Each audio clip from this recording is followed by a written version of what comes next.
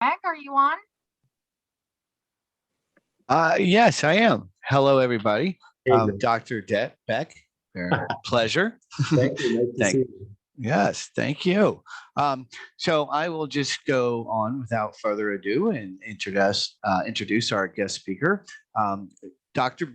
Beck began his career in Los Angeles at the House Ear Institute in cochlear implant research and interoperative cranial nerve monitoring.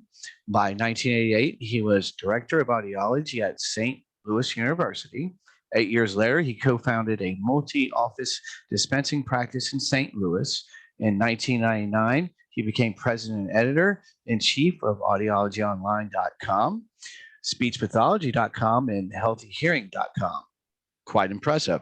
Dr. Beck joined Oticon in 2005. From 2008 through 2015, he also served as web content editor for the American Academy of Audiology. In 2016, he became senior editor for clinical research at the Hearing Review and adjunct clinical professor of communication disorders and sciences at the State University of New York at Buffalo.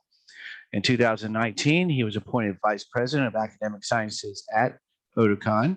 Dr. Beck is among the most prolific authors in audiology with 188 publications and more than 1,250 abstracts, interviews, and op-eds. So join me in welcoming Dr. Beck. Thank you very much, Greg. I presume that my microphone is on and my camera is on, and if somebody can just say. Yes. Okay. Thank you. All right. So this is, as you know, this is a 4-hour lecture. So no, it's not. No, it's 90 minutes. We're going to be done in 90 minutes. I want to thank you for being here. I understand there is a tornado watch, and I was watching it on the news this afternoon between lectures and my stuff, and it looked horrible. So my heart goes out to you guys. I know how I used to live in St. Louis, and that was part of Tornado Alley as well, and we used to get that stuff. So be safe, and I hope that you don't experience any of this stuff firsthand, and we'll look forward to you seeing the video sometime. Okay, so deeper dive into deep neural networks, cognition, and amplification. So my goal for tonight is to go through kind of where we are with our understanding of cognition and audition and the relationship between those two. And then we will go into deep neural networks. And I don't know, normally in a 90-minute session, I would speak for about 75 minutes and then give you Q&A. But I think because of the tornado and all of the stuff, we're going to have a very small live audience. So I'm going to invite you that when you have a question, if you have a question, please text it to Amanda, and then Amanda will turn on her mic and she will joyfully interrupt me, which I appreciate entirely because then I don't have to look at the questions. Excuse me, and then she'll read it out loud. Okay, so because the thing is, if you have a question, you don't want to hold it till the end because it's hard to concentrate on something else because you're trying to formulate a question and you're really bothered by something I said, or you want more information or whatever it is, but you're trying to wait. So just ask right away. And as soon as Amanda recites the question, I will respond as quickly as I can. Okay, so deeper dive. So let's start with speaker disclosures. I am a full-time employee at Oticon Inc. I have been there as of August 5th, 2021. That will be the beginning of my 17th year. I do a lot of other things in audiology, as Greg was saying earlier, and those are all freebies. I don't charge for any of those, and I don't get paid for any of those. So my one and only paycheck is from Oticon, and that's my financial disclosure. This is sometimes it's photo worthy if you want to take a screenshot of that. These are the two websites where the vast majority of my articles are housed, and if you have a student who's interested in intraoperative cranial nerve monitoring, they can go to douglaslbeck.com and download the book for free. It's been out of print for over 10 years, but at Amazon it's $399, or they can go to my website and just download it for free. That's the Handbook of Intraoperative Monitoring, if anybody's interested. All right, so let's talk about hearing and measuring hearing, measuring screening, hearing screening, cognitive screening, stuff like that. So there's some problems when we measure hearing, particularly when we do screenings. For example, a screening could be done at 25 dB or 35 or 40, whatever the local people decide is appropriate. Background noise, not generally very accurate. And when I say that, I mean, if you go to the ASHA literature and you look up screenings, you'll see that, you know, half the kids with hearing loss pass and half the kids who are flagged that they have hearing loss have normal hearing. So not very good. There are some other problems even in diagnostic audiology when we do pure tones, such as we take 5 and 10 dB steps. Well, we could be a lot more accurate. You know, these rules where we go normal, mild, moderate, severe, profound, 0 to 25, 26 to 40, 41 to 70, 71 to 90, 91 and above. Those are not scientific categories at all. Those are convenience categories. And it makes it easy to talk about it. But there's a huge difference between having 0 dB thresholds and having 25, and they're all considered normal. I think we could do better. And we only measure 5 octaves, right? 250 to 500 to 1K, 2K, 4K, 8K. So 5 octaves. And most of us don't do interoctave frequencies unless there's a 20 dB difference. By the way, that rule is also not scientific. There's no scientific basis. It was just convenience, speed. And because we don't do it, we miss so much. I mean, the single most important sound on an audiogram is probably 3,000 hertz because your ear canal resonance, and if you're a male, I am, so I know this, is 2,700 hertz. I hear that louder than 1,000 hertz by about 17 dB. Females, the rest of you, your ear canal resonance on average is 3,100 hertz. So the single most important sounds, right, when you think about formant frequencies, F2 to F3, and you think about ear canal resonance, the most important sound your brain perceives is 3,000 hertz, but we don't test it most of the time, which is just silly. We know so much more than we did when they designed all of these categories of convenience, 60, 70, 75 years ago. So I argue that we should test 750, 1500, 3K, and 6K on every single patient because 3K is the most important sound that there is. 6K, why test that? Well, the old thing about noise-induced hearing loss. So we generally say that the worst hearing is at 4,000 hertz. Well, that's only because we don't check 6,000. Jack Katz said this when I was a student of his like 40 years ago. Jack pointed out that in noise-induced hearing loss, everybody thinks 4K is the worst, but that's because there's not 20 dB of difference between 4K and 8K. If you were to check 6K, over half the people, that would be the worst frequency.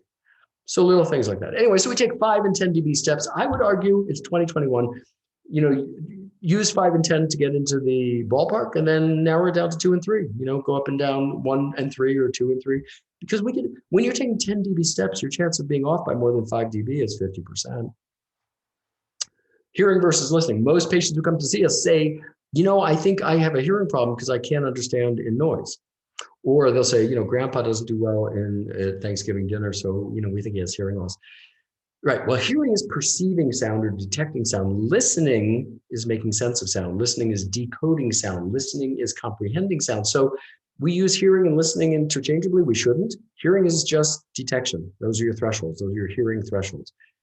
That doesn't tell you anything about how somebody gets by in the real world. And so why do we bother with pure tones? Well, because pure tones are remarkably good at correlating with otolaryngologic disease. That's why we do pure tones. So, and there's nothing wrong with pure tones, but they shouldn't have this giant space in audiology and otolaryngology as the be all and end all, because if I could only have one measure on a patient, it would be a speech and noise score. That would be the most useful for me.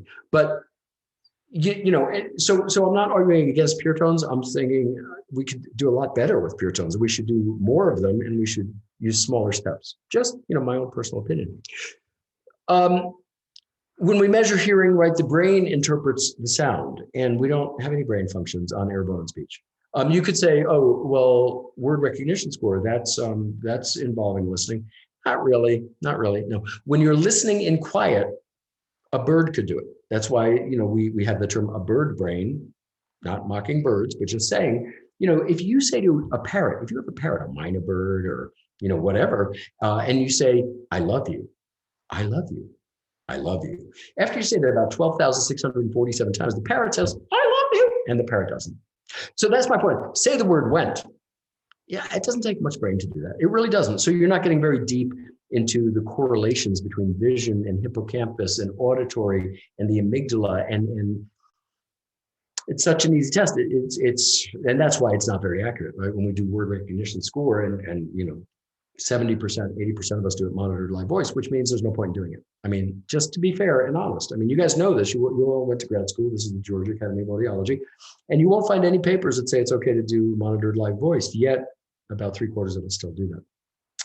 Lisa Lux Mendel, University of Memphis, years ago, 15 years ago, wrote a paper comparing monitored live voice to digitize recorded stimuli. And what she found is that you didn't save any time at all doing monitored live voice. On a 50-word test, it was like 30 seconds. And nobody does 50-word tests. So that's the point. But if you want to do it fast, if the reason that you're doing monitored live voice is because you need to do it quickly, then do the digitized 10-word list that has the most difficult 10 words first. And then if the patient gets 100%, you could say 100%. You don't have to go on to 25 because it's statistically the same if you use the prioritized list. And you can get that at Auditech of St. Louis and other places as well. Self-reports versus, no. So there's lots of problems with audiology. It's not like, oh, I'm so good at doing audiograms. I've been doing them almost 40 years. I know how to do, but I still do them according to, Houston Westlake, and I still do them, in 5 and 10 dB steps because those are enormous. But I'm saying, yes, it's time to improve that. But now what if you were to screen? You'd have even less accuracy. Yeah, so that would be kind of terrible. Okay, so what we do know is that hearing loss causes communication difficulty. It negatively impacts quality of life. It causes anxiety and depression and stress. Hearing loss is highly correlated to tinnitus. It is not a one-to-one relationship. In fact, I wrote a paper in 2012. It said the 80-80 rule. And you can Google it and you'll see, just put in tinnitus, 80-80 rule, which means 80% of all people with sensory neural loss have tinnitus and 80% of all people with tinnitus have a sensory neural loss. But of the 50 million people in the USA who have tinnitus, if you ask them about it, only 2 to 3 million will ever seek help. So the difference between those two populations is people with tinnitus, that's about 50 million. And that's not just me that wrote that. That was also, Henry Ford Hospital, Sharon and Craig wrote that as well. And lots of people use the 50 million number. And I think it's real. But those are people who have tinnitus, but there's only 37 million people who have hearing loss on an audiogram. So right there, you've got 13 million people who have no hearing loss but have tinnitus. So tinnitus is not necessarily caused by hearing loss, although certainly it could be, right? And we know that hearing loss facilitates social isolation. And by that, of course, people who can't communicate well tend to withdraw. They tend to not socialize. They tend to not go out with their family. They don't go out with their friends, and pretty soon that's a rotten thing for your brain. It's social isolation is like a sentence, and your brain will degrade secondary to social isolation. And that was a big part in 2017, and then it was revised in 2020. The Lancet, which is the world's premier medical journal, in 2017, Dr. Livingston and colleagues said that there are, they were talking about dementia and your risk of dementia. And they said 2/3 of your dementia risk is due to deoxyribonucleic acids, which is DNA, right? So you can't do anything about that. But 1/3 of your risk of dementia are due to about 10 or 12 different things. Social isolation is one of them. And so is diabetes, and so is alcoholism, and so is drug addiction, and so is having less education. And you know what the largest thing is that you can control for your dementia risk is hearing loss. Hearing loss has a PAF, population attributable factor, of 9%. So very important to understand that social isolation, that is so bad that that's one of the things that if you were to address that would decrease your opportunity for developing dementia. Hearing loss does facilitate neuroplastic and cross-modal changes in the brain. I'll show you that later from Hannah Glick and Anu Sharma's work. Okay, so that's what we're talking about today. So the thing is, when we group people by these subskills, whether it's normal, mild, moderate, severe, profound, or any of these categories, it's a problem because people with similar or identical hearing thresholds or in the same categories often have significantly different abilities to comprehend, understand, or untangle sound. And word recognition in quiet, let me say that again, word recognition in quiet does not tell you how anybody does with speech and noise. They could have 100% word recognition in quiet and they could suck really bad in noise. And I said there's 37 million people in the USA who have hearing loss on an audiogram, but there's 26 million who have no hearing loss on an audiogram, but they have hearing difficulty and or speech and noise problems. And I've written 2 papers on that. One was with 25 co-authors, all of us audiologists. And it's one of my proudest moments is so many people signed on and wrote a section of that paper because they all thought this is really important. We need to do this. So it came out, I think in 2018 or 2019. If you want a copy of it, let me know. I think it's something like managing people with normal thresholds, yet speech and noise difficulty or hearing difficulty. And 25 co-authors. Anyway, so speech and quiet does not correlate with speech and noise, which is why AAA, ASHA, IHS all say you have to do speech and noise if you're doing best practices, because you have no idea what anybody's speech and noise score is unless you've tested it. You can't look at an audiogram. There's no correlation, zero. It's been looked at by many, many people for decades. So there's no constant or predictable relationship between speech and quiet and speech and noise. So you have to test speech and noise. Now, this paper that's referenced on the bottom here, that's the one I did with Jeff Danhauer in 2019. That one is peer-reviewed at the Journal of Otolaryngology ENT Research, and that's one of the places where we published this 26 million number. And the other was Hearing Review in October then of 2018 was the one with the 25 co-authors. So if you'd like copies of those, please let me know. We will get them to you. You can write to Amanda. Of course, I think you know Amanda's email address. Mine is very simple. It's just doug.beck@oticon.com. All right, so those are difficulties with measuring hearing and with hearing screenings, and they don't really reflect everything we need to know. I mean, they tell us thresholds. That's great, and that's important. It's very important. It's not a complete picture. It's the same kind of, so I want to give you definitions for cognition. We have cognitive decline, dementia, and mild cognitive impairment, just so we're all on the same page. So cognitive decline, by the way, is a normal aging process. If you get Sanjay Gupta's brand new book, it came out about 4 months ago. You know, he goes through some of this stuff, and you know, I've said this before. 99% of everything in that book. I mean, it's written for lay people. It's not written for, you know, healthcare professionals. But he talks about it also as a normal aging process. And the most prominent decline that we have when we age is memory. And so that's very interesting because dementia is a collective term which describes various symptoms of cognitive decline, forgetfulness. Dementia is not a single disease, a general term to describe symptoms of impairment in memory. So my hypothesis is that many people who are thought to have cognitive decline have dementia and vice versa, because memory is the primary issue in both. Now, they are separate entities. I'm just saying that they're used interchangeably. And so it's a bit murky. Mild cognitive impairment, that's like 2/3 of all people over age 70. So mild cognitive impairment is not, gosh, where did I put my keys? No. Mild cognitive impairment is when you're holding your keys and you look at them and you don't know what they are. For a few seconds, you're like, what? So now the thing about mild cognitive impairment is usually, which is kind of a waste of a word because it's not always true, people can progress from mild cognitive impairment to dementia, but not always. So if somebody has MCI, that doesn't mean they're going to have dementia, but it usually does progress, although not in every individual, and you can't guess who it's going to get worse with. So when we measure cognition, that too is problematic. As a matter of fact, the paper that all of these references are in, I published in May of 2020 in the Journal of Otolaryngology ENT Research. It was a paper I wrote with 2 colleagues in the British Society of Audiology. We'd been studying the relationship between cognition and audition for a couple of years. And then when we had enough information, we decided to write a paper. So if you want all these references, you could just simply Google Beck, Bant, B-A-N-T, Sarah Bant, and Nathan Clark. Clark is C-L-A-R-K-E, and just put in cognition, and you'll get the paper. If not, send me a note or send a note to anybody on my team, and we'll get it for you.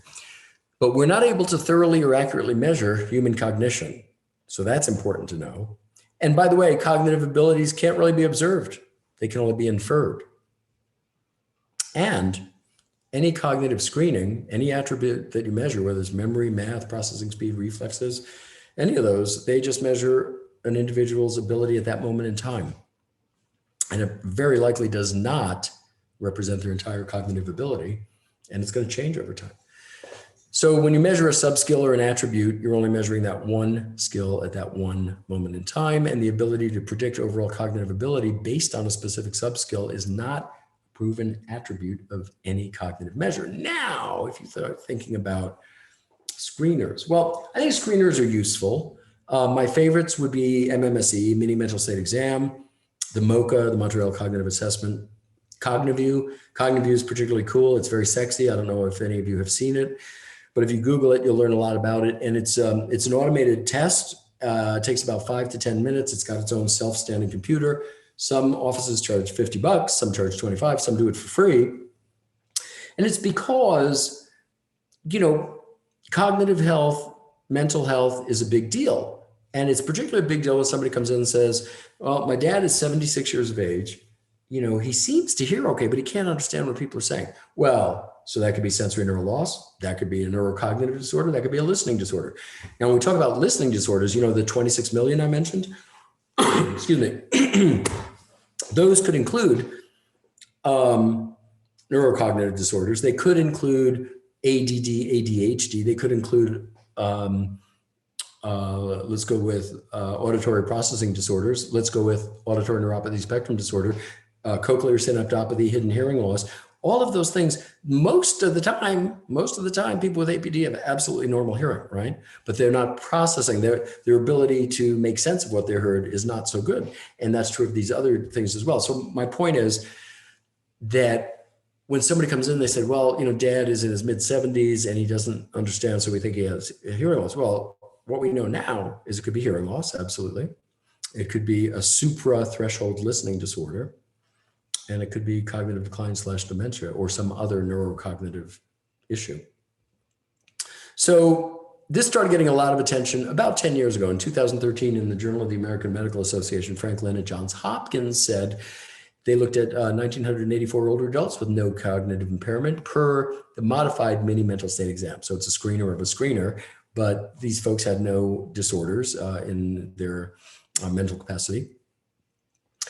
And then they watched them over years and they said, the rate of cognitive decline and the risk of cognitive impairment were linearly associated with the severity of hearing loss. So the more hearing loss these people developed over the years, the greater the likelihood that they had some sort of cognitive decline or a risk of cognitive impairment.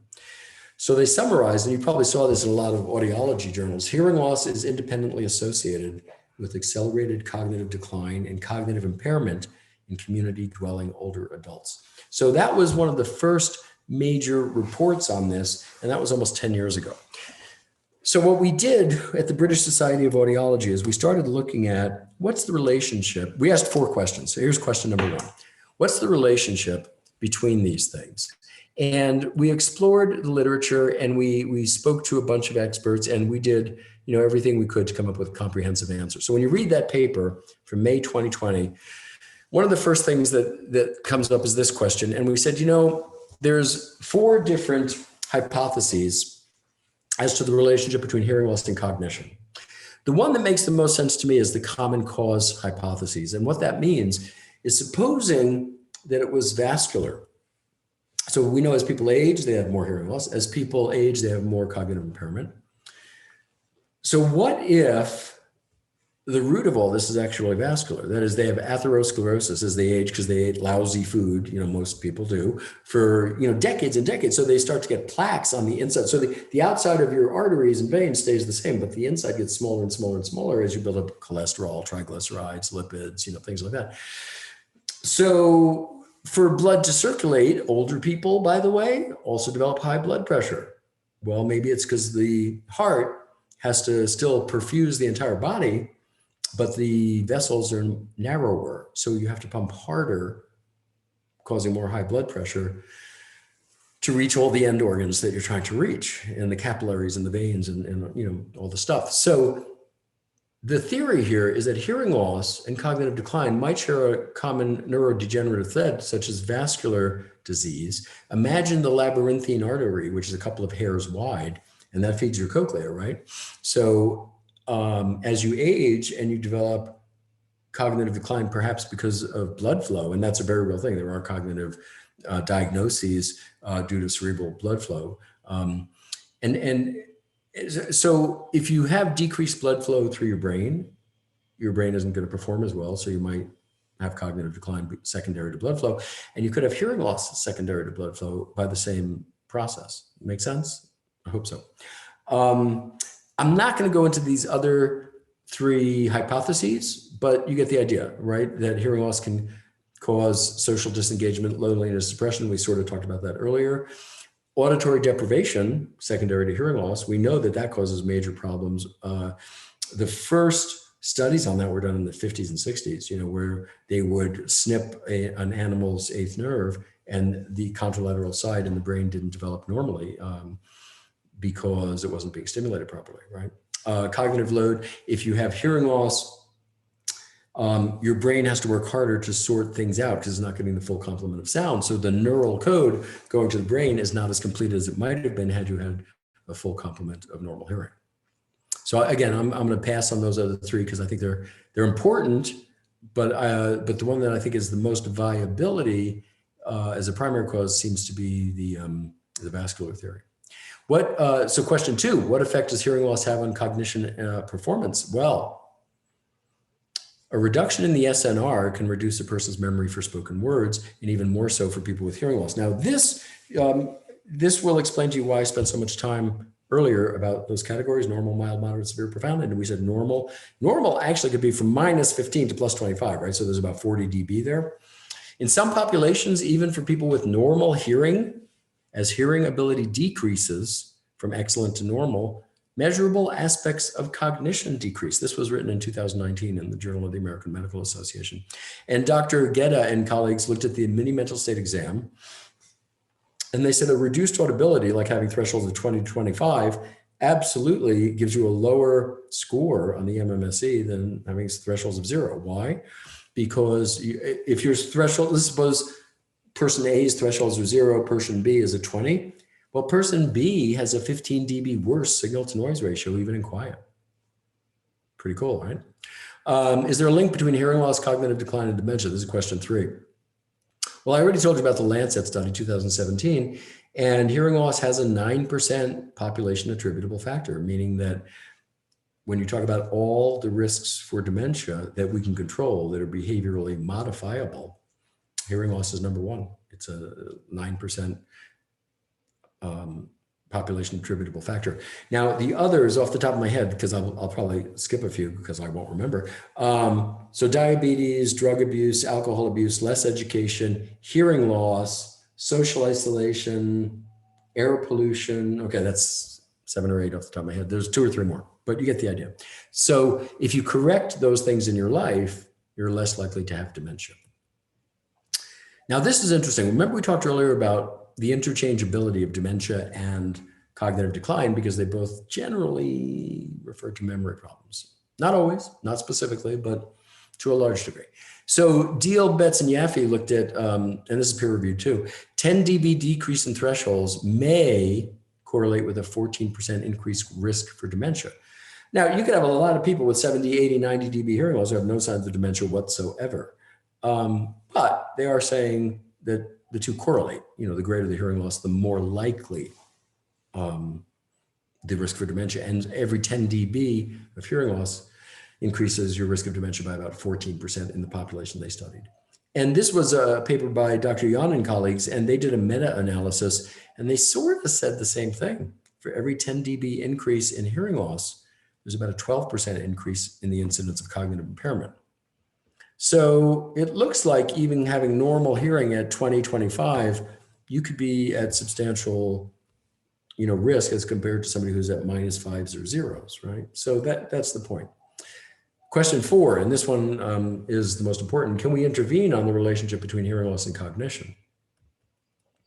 So Dr. Amiva back in 2015 published a huge study out of Bordeaux, France, 3,670 people that they followed for 25 years. So it should have a lot of power. The trends are really obvious and important, but the power is a little bit weak. And the reason is they didn't measure hearing loss on anybody. They said, do you have hearing loss? If the answer was yes, they self-elected they had hearing loss, they were in the study. If they said no, they were still in the study as somebody without hearing loss, even though if you go back to the Framingham studies by George Gates in the 80s and 90s, Dr. Gates pointed out half the people who say they have hearing loss are wrong on an audiogram, and half the people who say the opposite are also wrong. Who say they don't have hearing loss. So it's a little bit, speculative, but they did follow for 25 years. And when they said, do you wear hearing aids? We don't know if it was 1 or 2 or how they were fit. We have no data on that whatsoever. It's just the patient said they wear hearing aids. So she grouped them into 3 groups. Group 1, those with reported hearing loss, but no hearing aid use, right? So that's the standard unaddressed hearing loss. Group 2, They said they had hearing loss and that they used hearing aids. And group 3, these are people who said they don't have any hearing loss.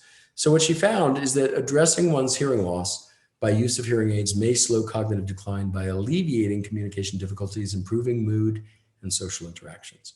So it's good for the home team. It's good for us, right? Is that the general trend of the study was that people who self-elected, admitted they had hearing loss and they did something about it, they got hearing aids, they did better with regard to communication difficulties, better mood, and less social isolation or more social interaction.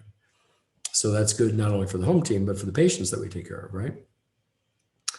And then you had Deal, who did a brilliant study, and she looked at 40 adult participants, random control trial with untreated, bilateral mild to moderate, and these people did not have dementia.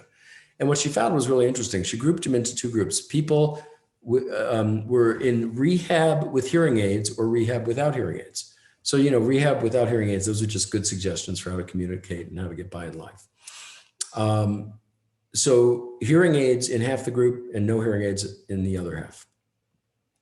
The people who got hearing aids, they improved in their cognitive domain scores.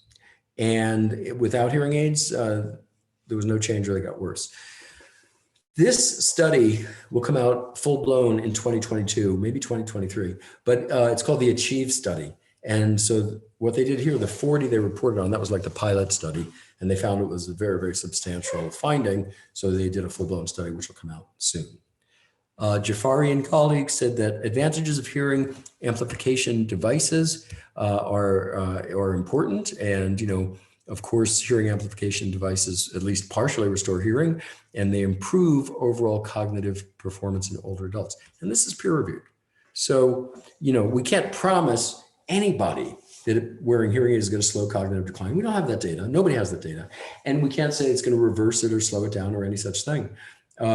We do know there are people who, when fitted with hearing aids, do really, really well. And it helps their overall being, because they communicate better. Maybe that's the key. They don't self-isolate. They're less anxious. They're less depressed because they're hearing better. But can we make statements about cognitive decline? Well, I'm showing you that, yes, there are reported cases, but we don't even know who the candidates are. We don't know if socioeconomic status is a factor, if education is a factor, if home life is a factor. We have no idea. Is diabetes a factor in this? Don't know. So it's premature to say, let's put hearing aids because it might help. Hearing aids definitely will help with, auditory issues. But as far as everything else, we're kind of guessing, which doesn't mean maybe that it's okay to try, or maybe it's not okay to try. And maybe, if a patient is suffering with all sorts of cognitive difficulties, if you want to try a trial for 45 days and 60 days, and you've got a loved one there who can help assess and make sure that everything is going properly, there's probably no harm in trying, but I sure as heck wouldn't make any promises. The more important study, I think, that Dr. Omiva did just came out in 2020, in May of 2020 with Dr. Uvard. And they said, very important, because they then did a scoping study of cognition and audition, very much like my publication with the British Society of Audiology. And she said, the available data globally does indeed support the hypotheses that hearing aids have a positive impact on long-term cognition in older adults suffering from hearing loss. Now, she said available data and hypotheses, but based on what we have, yes, it did have a positive impact, in some older adults suffering from hearing loss with regard to their cognitive ability. The most important study in my mind is Hannah Glick and Anu Sharma, which came out Frontiers in Neuroscience in 2020. And in February of 2020, when the paper came out, Anu Sharma is a dear friend of mine. She gave me a heads up it was coming out. So we did an interview, which also came out in February 2020 in Hearing Review. So if you want the shortcut version of this study, go to hearingreview.com, put in Beck, Sharma. You'll pull up the interview I did with her, where she covers the greatest hits of what Hannah Glick and Anu Sharma did together. Basically, age-related hearing loss is associated with cognitive decline and functional and structural brain changes. So that's not trivial. Just that much in and of itself, that's pretty important. And then what she did is, there it is. I'm trying to fix my screen while we're talking, and sometimes I can sneak in a fix, and sometimes I can't. So what she said, one more time.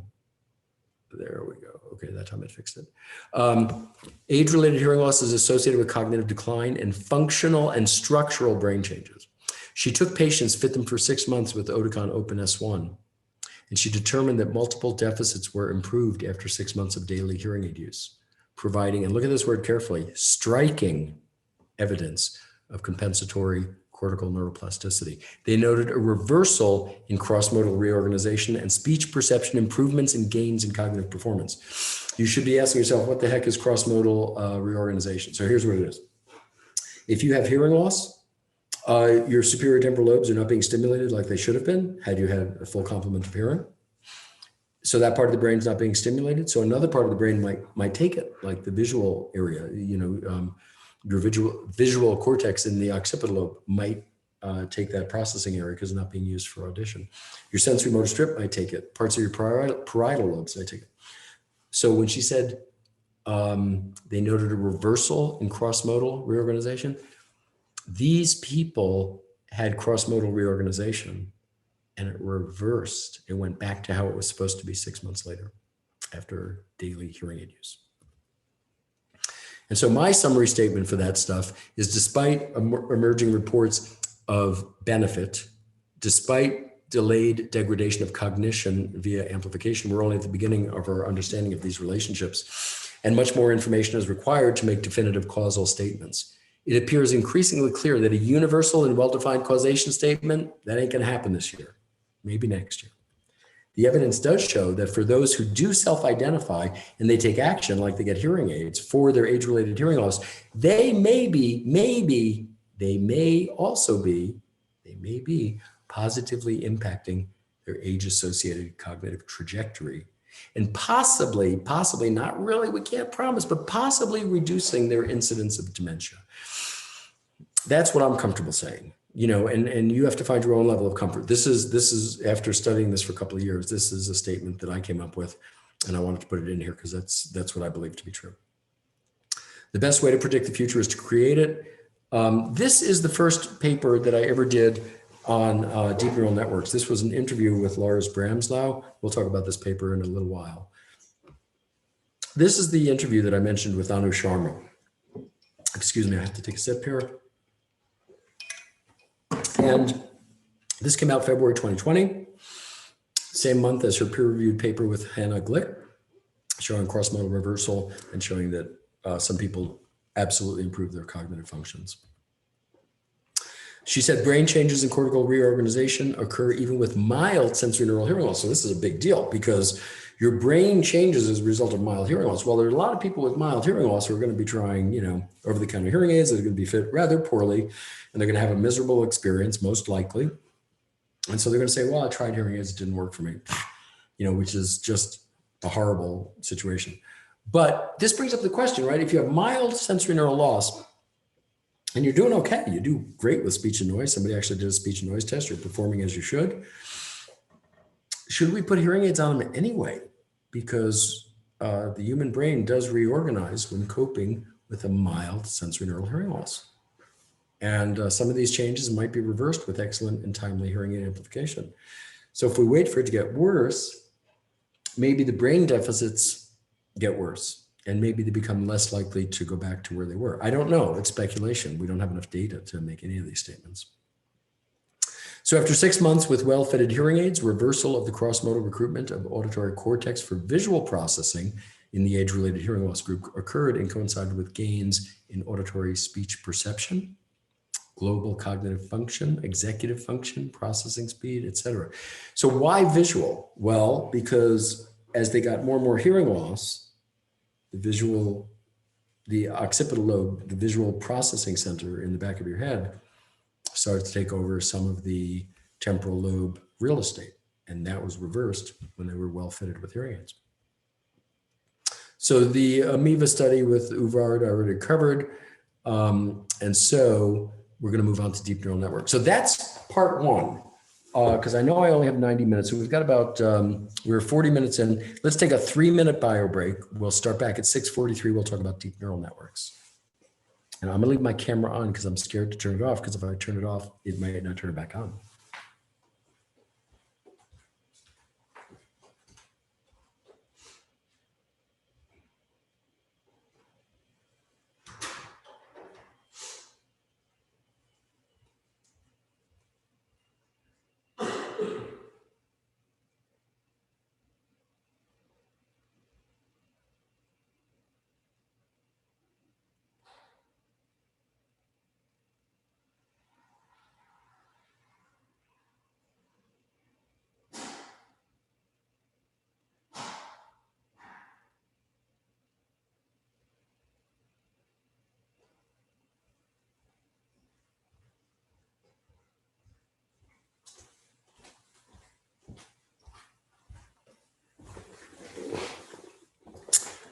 All right, we're not ready to start yet because we said 6:43. Well, that's Central Time, so 7:43 your time.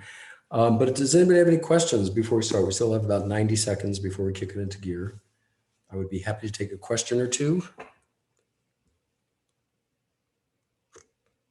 No questions. That means everybody's on a bio break, or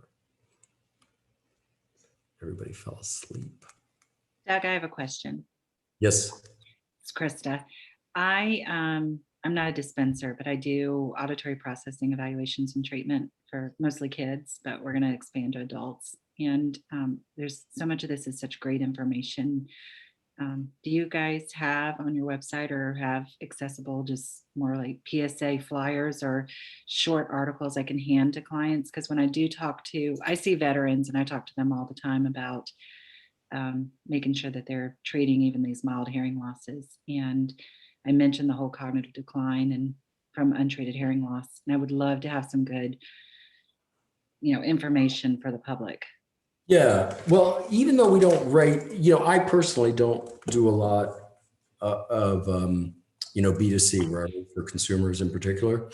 But what I really have found is that people are fine reading, more technical papers. They'll just absorb what they can from it.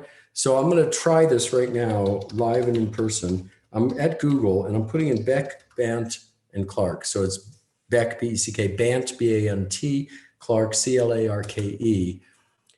Yeah, and it does show up. Hey, Doug. Yeah. I am, as you're talking about some of these, I'm trying to add them in the chat box. I just downloaded the Amoeba one, and I can also add those other articles that you use quite often that I can put in there. Yeah, the hearing loss and cognition one. So Beck, Bant, and Clark, it comes up medcraveonline.com because Medcrave owns like 150 medical journals. And the Journal of Otolaryngology ENT Research is one of theirs. So if you click on Medcrave Online, it's there. And again, Amanda will include it. So I wouldn't have any problem giving that to a patient. But here's even a simpler version of that. If you go to hearingreview.com, this was May 29th, 2020, Carl Strom abstracted that paper that we were just talking about, and he just puts a quick summary in here. And if you go, it was May 29th, 2020, hearing loss and cognition findings distilled for clinicians. That's what he called it. So, I mean, I understand what you're saying is that we don't want to overwhelm them, and I agree entirely, Krista. But by the same token, I mean, if the patient, military guys, that's me. I mean, I'm a vet. Some of them are really, really smart. And even though they don't do brainiac stuff, some of them every day, they can understand these papers. The average person, right? We talk about writing to an 8th grade level, like a newspaper and stuff like that. But, if they're serious about maintaining their cognitive health, I mean, they can, I think they can understand easily 90% of these papers. I really do. So that would be the stuff written for lay people is so watered down that it almost has no meaning. I mean, I mean that seriously. And, when I go to like MedMD and you put in cognition and audition, you know, it's so simple that I can understand people blowing it off because they don't have any real scientific data. And I've even seen the JAMA, the Journal of the American Medical Association, publish a paper last year, maybe it was the year before, it was 2020, I think. And they said, oh, there's no link between cognition and hearing loss. And I'm thinking, you know, you guys at JAMA, you've published already half a dozen papers saying there is, you know. So the fact that one author didn't do their homework and his paper gets a headline, you know, that's unfortunate. And I love JAMA. I'm not trying to, you know, say anything bad about them. I get a lot of my scientific information from the Journal of the American Medical Association. But sometimes individual authors who write for them, you know, haven't really gone through the archives of JAMA to see what other people are writing. So that was a terrible answer. I'm sorry, way too long, way too much information. But feel free. The other thing that I would offer is if you go to douglaslbeck.com, and I think the 5th heading is links and PDFs. And all of my papers, well, not all, but there's at least 100 papers there, 150 papers. And many of the ones that I wrote 7, 8, 10 years ago, and one was written particularly for veterans. AAA published it in Audiology Today. And it was called, this is what it was called. Audition matters more as hearing loss declines. Hearing matters more as cognition declines. I think I wrote that with Jackie Clark, who used to be president of the AAA. And I think we wrote that in 2011, 2009, something like that. So there's a bunch of papers that have to do with this. So please feel free. Go to douglaslbeck.com. Anything you find there, feel free to distribute anywhere you want. Okay. So I have 35 minutes or something like that, 40 minutes. I want to talk to you about deep neural networks. The reason I want to talk to you about that is that Oticon has launched Oticon More. And now that you have a good idea of what's going on with the relationship with hearing loss versus cognition, cognitive decline, dementia, you're pretty much up to speed on that. Let's talk about some pragmatic issues. Deep neural networks in 90 seconds? Can't do it. It's going to be 2 or 3 minutes. Here you go.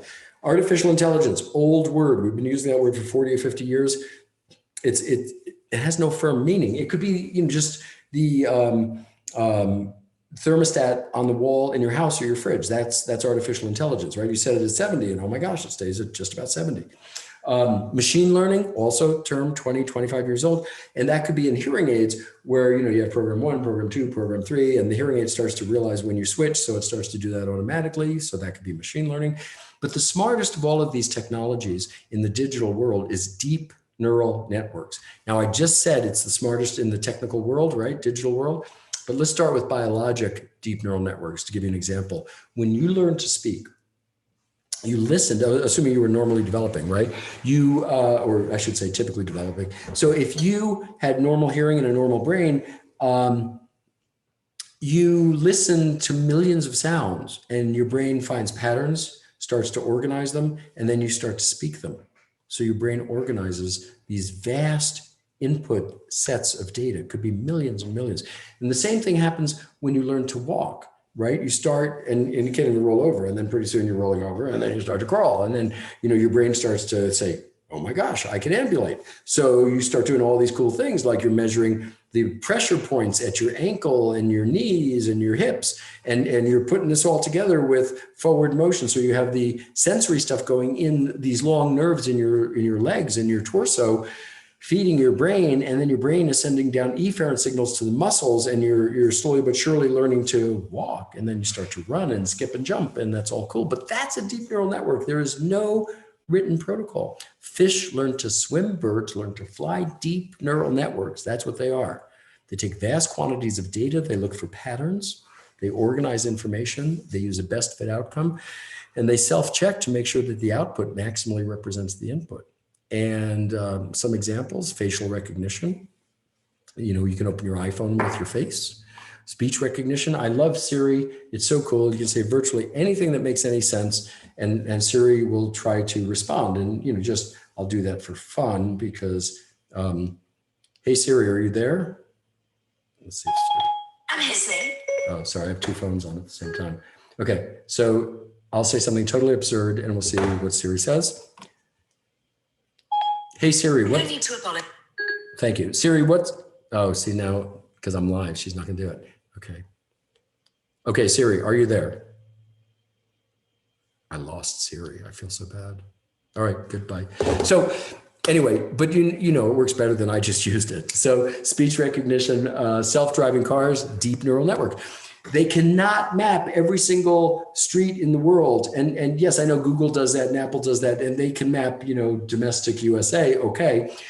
But they don't know what car is coming at you. They don't know what dog or what child's going to run out in the street. They don't, but so how can you have a self-driving car? Right. That's a deep neural network. And they can feed it hundreds of millions of samples, so that when it sees a ball, it knows a child is not far behind. When it sees a curve, it knows that it needs to slow down. When it sees rain and ice, you know, slippery, probably good to just brake. And so you could put all this intelligence into a deep neural network in a self-driving car. And by the way, we're not so good at driving. I mean, 33,000 people die on the roads in America every year. And then when you add in all the other accidents, you know, it's over millions. So we're not that good at driving. So a self-driving car could be better. It's possible. And then the other examples that you use on deep neural networks every day of your life, right? Amazon and Facebook and all these things. The way that Amazon, you know, makes suggestions for what you might want to buy, or the way Netflix sees that you watch a particular type of movie, and then when a new movie of that genre comes out, it recommends to you. That's deep neural networks. It's taking all these patterns that you're supplying it with. It's organizing it. It's looking for, you know, best fit stuff. Now with Oticon More, it's been trained on 12 million speech sounds. And that's really important because we don't do what everybody else does. It doesn't use the cloud. People ask me this all the time. Is it a cloud-based solution? No, it's in real time. It has already been trained. Every single Oticon More device has a deep neural network, and the result is deep learning.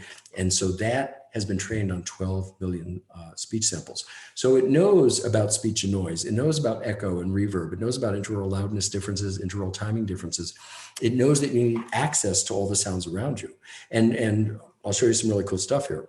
So the idea is we're trying to really give the brain everything it needs to make sense out of sound. That is called brain hearing. That's an Oticon proprietary term. You're, of course, welcome to use it. But the thing is that when we think about a good neural code, we want the entire acoustic sound scene represented in that code that goes from the eighth nerve to the brain. Because if you diminish it or decrease it, then the brain has less information to work on. For instance, when you use directional, you're reducing the azimuth, you're reducing the field of interest down to, you know, whatever, or beamforming. When you use compression, like right now, my voice is about a 30 dB dynamic range. If you put in 2:1 compression, it's 15. If you put in 3:1 compression, it's 10. So you're taking this big sound and you're reducing it down into a smaller azimuth, a smaller focus, and you're compressing it. So the neural code leaving the inner ear going to the brain has less information. That's the theory that we're working on. And that's why open products, you know, 2016, 17, 18, 19, 20, were so amazing, because we're supplying the entire acoustic sound scene to the patient.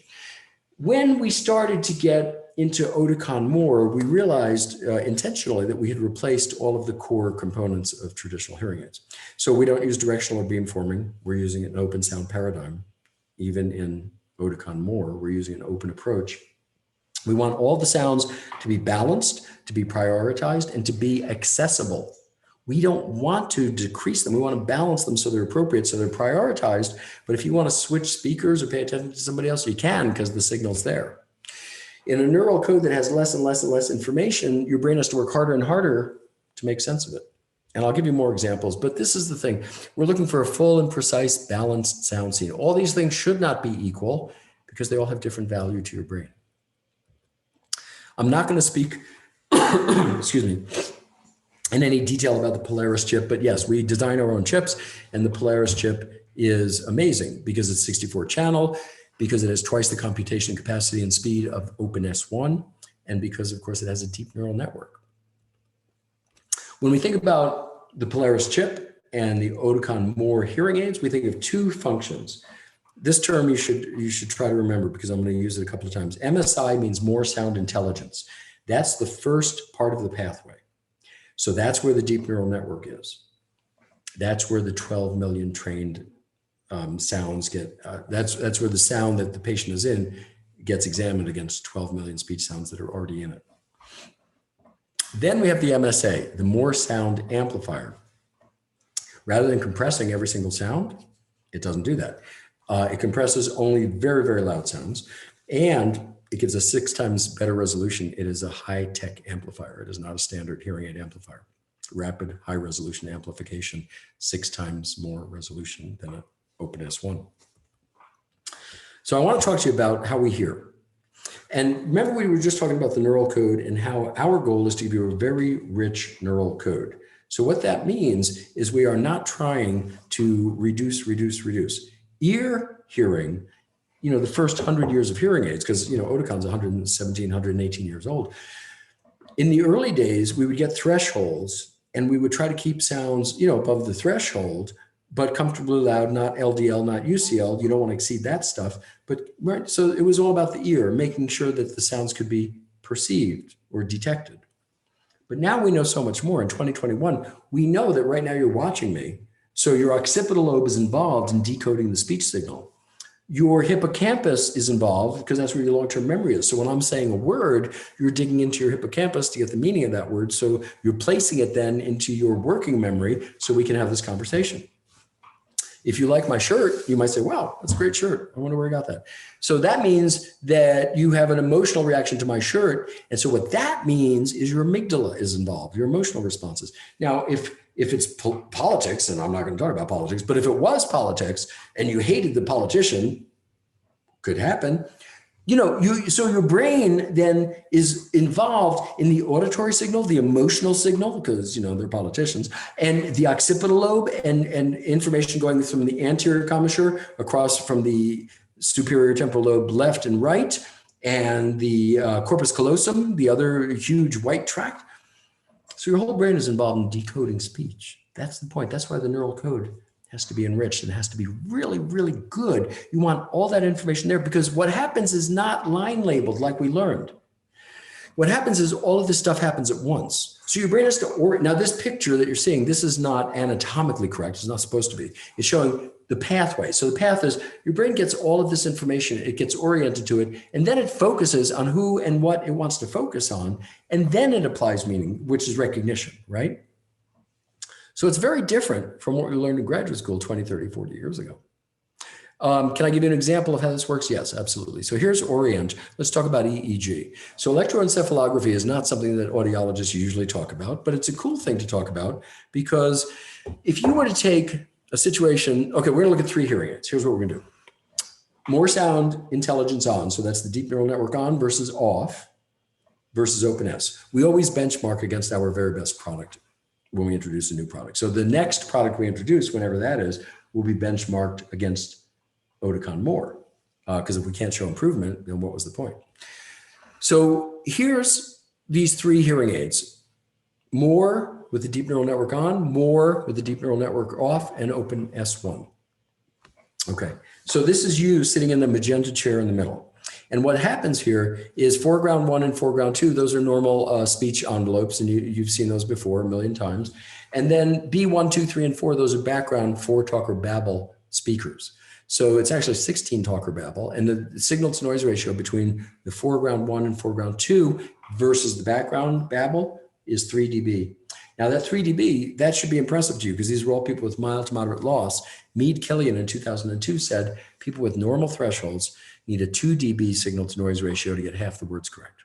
People with a mild to moderate loss, like these folks, they need 8 dB signal to noise ratio to get half the words correct.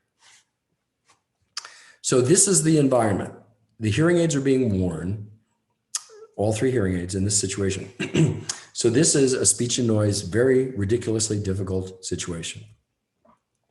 Then we put skull caps on all these people, do a 64 channel EEG, and it looks like this, so it's not really usable. So you have to synthesize it down to 1 trace, which is what we do with an ABR, right? You take 2,000 clicks, you make 1 trace, and then you're measuring 1, 3, and 5. You're looking for about a 4.0 difference. And so the ABR is the first 10 milliseconds of the EEG. So here's an EEG. And then what you're looking to say is, did these speech envelopes, did these correlate with that EEG? It's an interesting question, right? So the speech envelope in really bad noise, this top one doesn't correlate at all. It's kind of random. But the bottom one correlates, and that's really kind of cool because that means that there's a difference between this one, and the difference is the hearing aid they're wearing. And so here's how it worked in the study. when you're looking at MSI off as your baseline. So it's the more hearing aid turned on, but not the deep neural network. It's just amplifying. So that's our baseline. So that's 0. And when you turned on the deep neural network, it goes up to 60% correlation. And just for grins, they also did the Open S1, which is a pretty good hearing aid. I mean, it correlated with the EEG by 30% correlation. So let me run this through you again, because I know it's a difficult concept and I know we don't usually speak this way in audiology, but what we're doing is we're starting with a very difficult listening situation, right? So you have this 3 dB signal to noise ratio, 4 talk or babble from 4 different speakers. You're sitting in the center, two people speaking at F1 and F2. So that's a really difficult listening situation. And the EEG comes out and looks like this. And then you try the different hearing aids and you see what correlates and what doesn't. So the top one didn't correlate at all.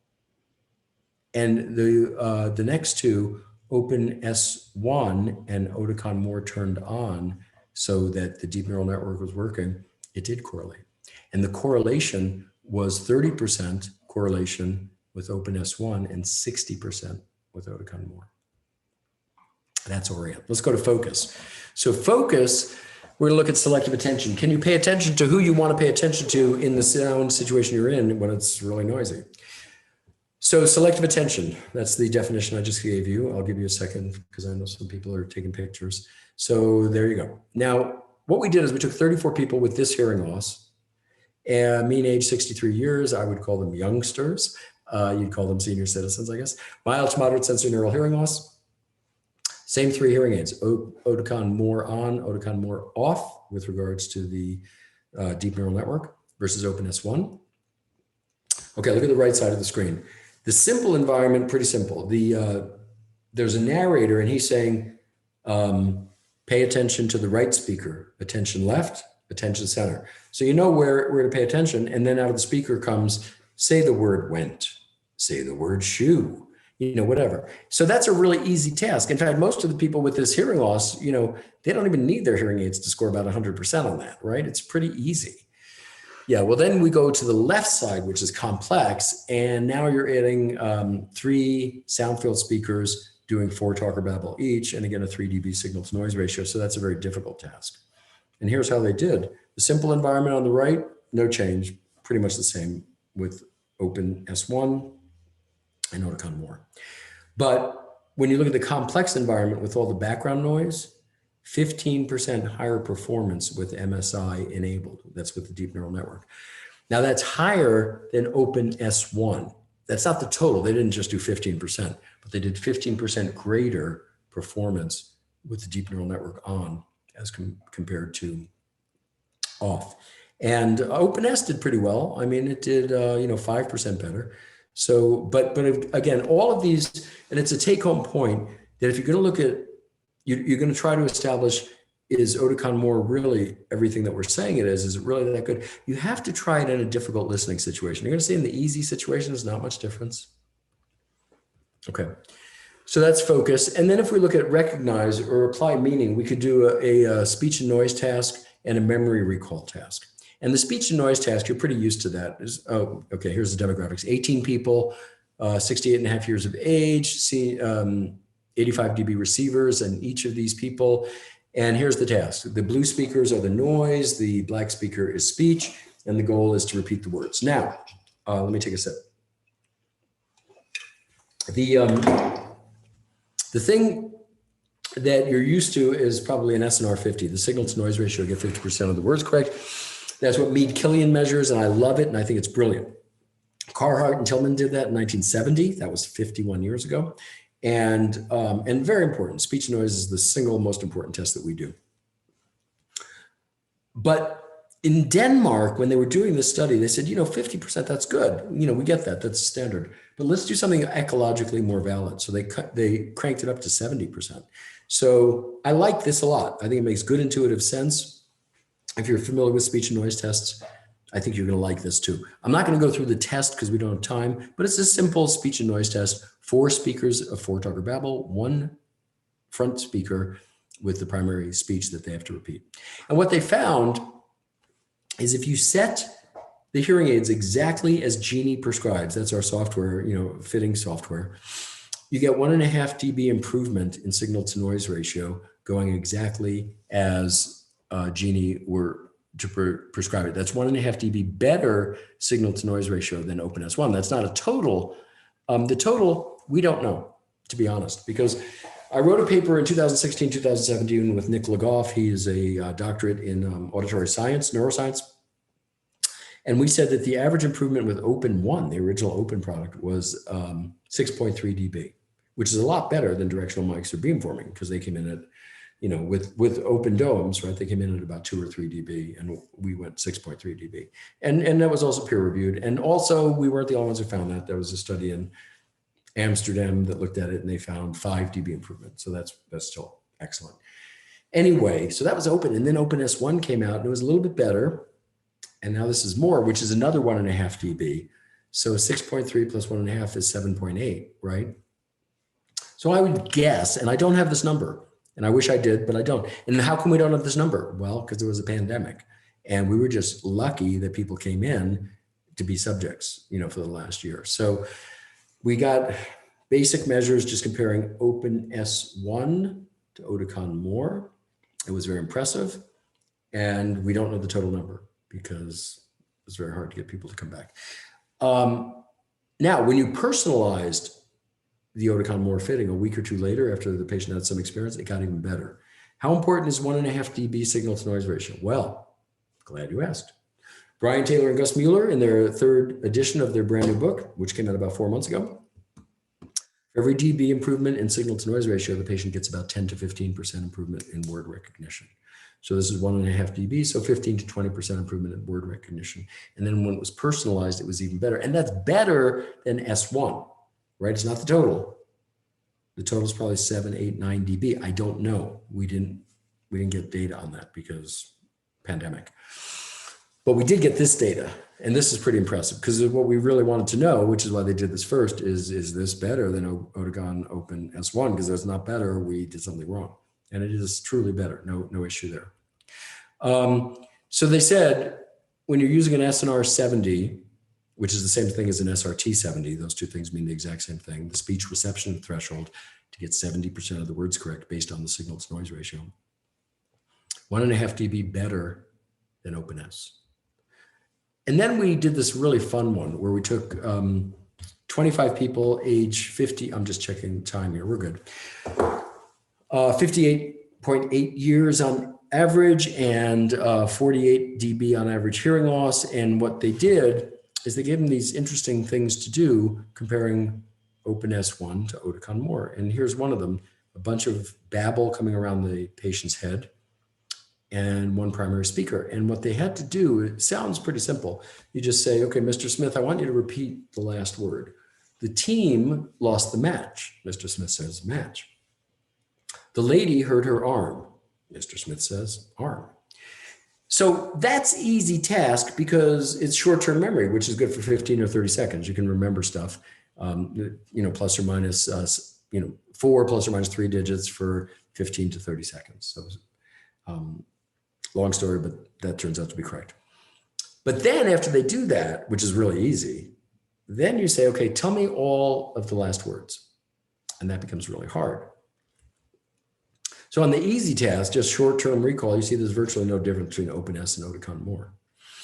But when you tell them then, okay, here's your new task is tell me all of those last words. They have to pull that out of their long-term memory, which is really hard because there's a lot of four-talker babble from 5 locations. And the signal to noise ratio is only 2 or 3 dB.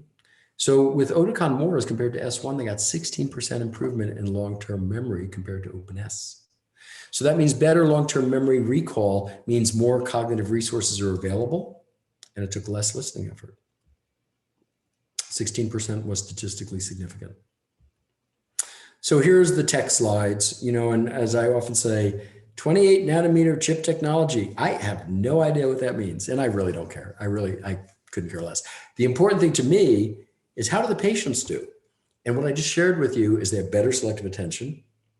Their EEG correlates more highly with an Oticon More than any other hearing aid that we've seen in a noisy situation. Selective attention, better recall, compared to our previous best hearing aid. And all of those changes were statistically significant. So Oticon More is a significant step up in performance from the VLAX S chip, which is what powers the Oticon Opus 1.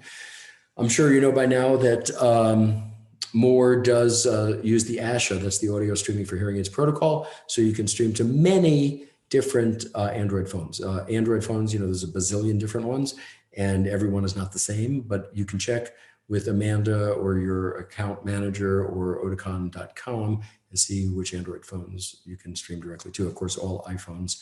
I'll put the link in the chat box. Thank you. And I want to close on compression. You know what compression is. And if you set the threshold at 60, everything above 60 gets compressed, right? And so that's a one size fits all conventional compression approach. Some sounds are over amplified, some are under amplified. We don't do that. What we do is more of a selective balanced approach. So we say we're going to resolve this with 6-fold increase in resolution, and we balance the sounds so your brain has access to them, but they're prioritized as to what's probably the most important. So I'm going to show you this video, which takes 10 seconds. And if you just look at the right side for the first 10 seconds, then I'll run it through again and show you the left side. And you'll see that every sound coming through this hearing aid is compressed. And you see that little circle in the middle there, so that's the compressor. And everything over the threshold, 60, 70, whatever you set it for, gets compressed. So that really kind of hurts the quality of the sound because nobody really likes compressed sound. When you go to audiophiles and people who are stereo fanatics, they will tell you they want linear because it's more dynamic. And what's linear sound in the real world? I don't know. Go to a live concert. That's linear. Go to a symphony concert, symphony hall, or a string quartet. That's linear. The sounds are not compressed. Now look at the left side. You see that rectangle that's moving up and down? We call that a linear window and a floating window of linearity. And the cool thing about it, you see it only compresses the loudest sounds. Sounds that are within that 12 dB target, they don't need to be compressed. They're not exceeding the patient's LDL or UCL. So we do a lot of things to process sounds differently. And we don't reduce feedback, we prevent feedback. You can take an Open S1, no feedback. Oticon More, no feedback. We don't allow it. We stop it before it becomes feedback. So a lot of what we covered tonight is in this paper. This is the Oticon More clinical evidence. And I know Amanda's going to send you a copy of that. That's everything I showed you in the second half of tonight's class. We have this paper available. You'll get a copy of that. This is the peer-reviewed one that came out in February of 21. This is in the Journal of Otolaryngology ENT Research. This is the August 2019. I showed you this picture earlier. This was the first time that I really got in depth with deep neural networks. And Lars Bremslau is one of our senior scientists at Ericsson, which is the world's largest auditory research lab in Denmark. And he and I were talking about this in August 2019 in Hearing Review. So you'll get a copy of that, or I think you're just going to get a link to that, but you could find it. And then Lars and I wrote this paper in 2021, Hearing Aids in Cognition, Research in Cognition, Listening, and Artificial Intelligence is Reshaping the Future of Hearing Aid Processing. So I do think that the future for hearing aids is going to be deep neural networks. And I think when they're on the chip, it's a no-brainer because you don't need an extraneous device. I said this in the last class I did. One of the most brilliant things we ever invented was the Connect Clip mic, right? And that is a little portable mic that can transmit 30 or 40 feet, and it improves the signal to noise ratio of whoever's speaking into it by 12 to 15 dB. But most people won't use it. And the reason they won't use it is not because of the sound. They love the sound, but they don't want to have to charge it and they don't want to have to carry it. So when you think about, oh, well, here's a device that uses your phone or uses a third-party device, a dongle of some sort to process a deep neural network, I don't doubt that that could work, but I haven't seen people be willing to carry extra devices. And it's unfortunate because they work really well. But how many of your patients are using their remote mic on a daily basis? Probably not many, which is unfortunate because it's a great device and it costs almost nothing and they're warranted for a year or two and they make a world of difference in your ability to listen. So it is 7:15 in San Antonio. It's 8:15 on the East Coast. And so that means that I am between you and a glass of wine, which I don't want to be. So I will end it here, but I'm happy to take questions, and I'm not in a hurry to go anywhere because it's only 7:15 my time. I can have a beer later. So, so if you have questions, I would be happy to stay and answer them until all the questions are done, unless there are no questions, in which case we're done. So let me see, Amanda, did you have any questions that came in through the chat box that need to be addressed? I haven't seen anything that has come in yet. I did upload those, the clinical evidence paper, as well as the other articles and interviews that you mentioned.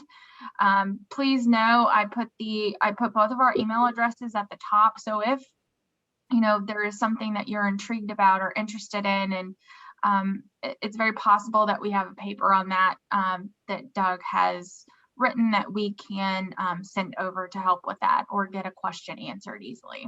Okay. And you know, deep neural networks, it's an amazing thing because it's all brand new for audiologists and dispensers and ENTs.